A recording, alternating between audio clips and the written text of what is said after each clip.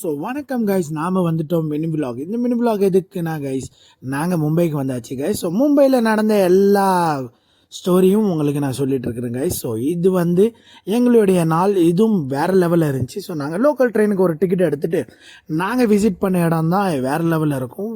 எங்களுடைய favourite place அதை லாஸ்ட்டில் உங்களுக்கு சொல்கிறேன். ஸோ கைஸ், இதுதான் என் ஃப்ரெண்டு வாங்கி கொடுத்த என் ஷர்ட்டு. ஸோ அதுக்கப்புறம் நாங்கள் ரீச் ஆகிட்டோம். ரீச் ஆனதுக்கப்புறம் வேறு லெவலில் ஒரு சம்பவம் இருக்குது. ஸோ அந்த சம்பவம் தான் இது. இங்கே பாருங்கள், மார்க்கெட் வேறு லெவலில் கூட்டமாக இருந்துச்சு.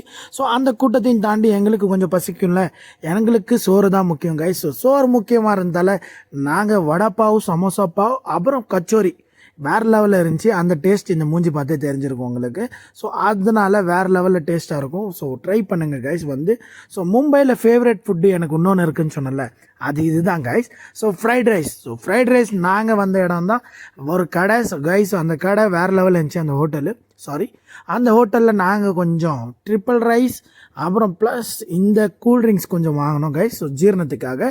ஸோ அந்த ட்ரிப்பிள் ரைஸ் எனக்கு ரொம்ப பிடிக்கும். ஸோ அது கூட ஒரு கிரேவி, ஒரு ஆம்லெட் எல்லாமே காம்ப்ளிமெண்ட்ரியாக கொடுப்பாங்க.